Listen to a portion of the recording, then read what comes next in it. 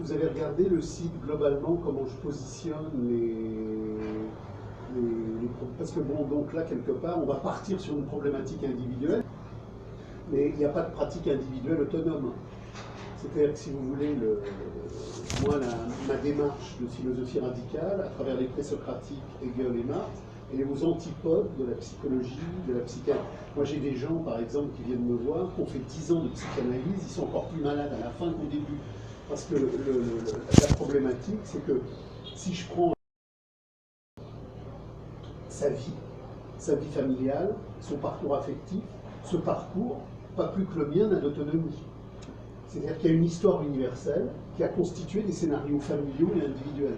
Mais votre scénario familial, mon scénario familial, n'a pas d'autonomie en lui-même. Même si on passe 20 ans à le creuser, votre père, votre mère, votre grand-père, votre grand-mère, on ne va pas comprendre pourquoi il y a des archétypes aliénatoires qui nous écrasent, qui nous blessent, qui nous enferment. Le scénario familial nous transmet des déchirures, mais ce n'est pas lui qui les crée, elles viennent d'ailleurs. Et c'est pour ça que la psychologie et la psychanalyse ne peuvent rien résoudre. Vous êtes un monde historique qui découle du monde historique universel. Et tout ce qui en vous va ou ne va pas, monte ou descend, découle de cette problématique historique universelle. Vous seriez né il y a 3 siècles au Japon, vous n'auriez absolument pas les mêmes perceptions. Donc, avant d'être un jeu individuel, nous sommes un jeu historique. Mais alors, comment vous définiriez-vous, entre guillemets, le cheminement intérieur de ce qui centralise votre questionnement? On a tous un grand questionnement. Donc, comment vous le définiriez? Ce qui vous questionne le plus au fond de vous?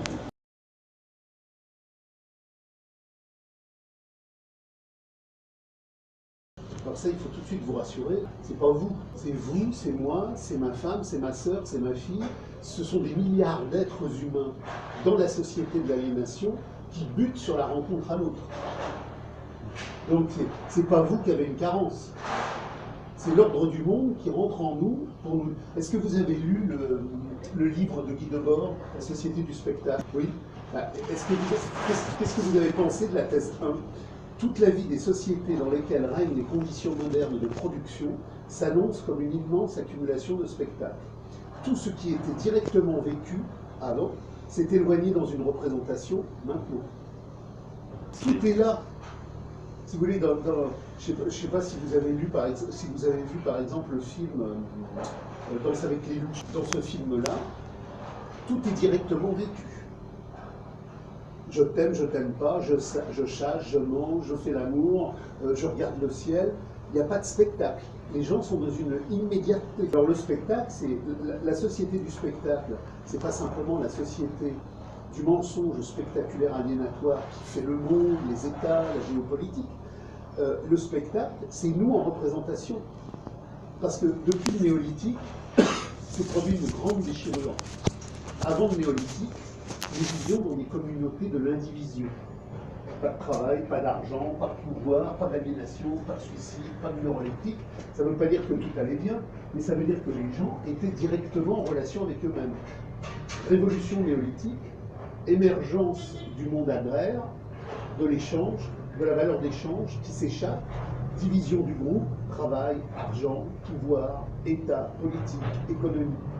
Mais le passage du paléolithique au néolithique n'a pas simplement divisé les groupes en tant que groupes en les faisant basculer dans l'aliénation et la valeur d'échange. Il a divisé chaque unité individuelle qui s'est mise en souffrance. Donc depuis le néolithique, il y a une gigantesque déchirure mondiale qui traverse toute l'histoire et qui n'a pas cessé.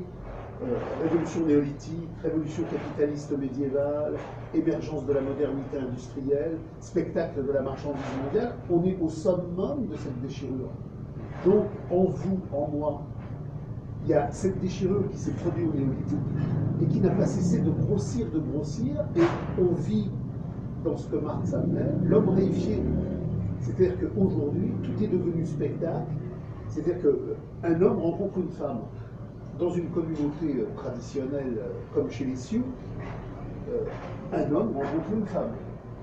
Là, c'est le spectacle d'un homme rencontre le spectacle d'une femme.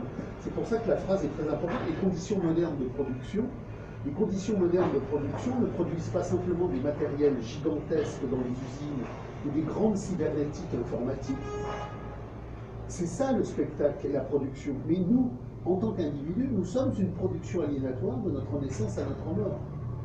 Et parler à l'autre dans la communauté était la chose la plus facile. Spontanément, je ressens quelque chose. Je te le dis. Il n'y a pas d'enjeu puisqu'il n'y a pas de pouvoir. Il n'y a pas d'espace de pouvoir. Ni pouvoir matériel, ni pouvoir symbolique.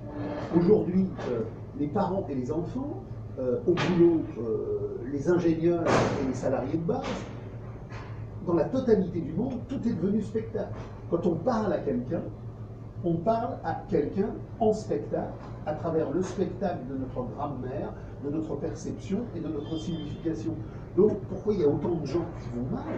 Parce qu'on est passé dans une production industrielle et la vie est devenue le grand marché narcissique des représentations interpersonnelles. Donc, même dans une famille, un frère et une sœur, un couple. Moi, je reçois plein de couples qui sont en situation de crise ou de dysfonctionnement. Il n'y a rien de plus difficile que de parler en authenticité. Alors que c'était la chose la plus évidente pendant des millénaires. Aujourd'hui, il y a un enjeu de concurrence, de faire valoir. Donc, si vous voulez, il ne faut pas que vous vous disiez « merde, il y a un truc en moi qui ne va pas ». Il faut que vous vous disiez au contraire, si moi j'ai une difficulté, ça veut dire que j'ai une richesse intérieure et qu'elle bute sur le règne de la quantité du monde.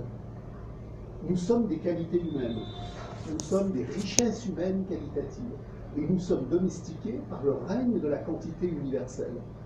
Comment traduire notre richesse qualitative dans un positionnement qui n'est que quantitatif?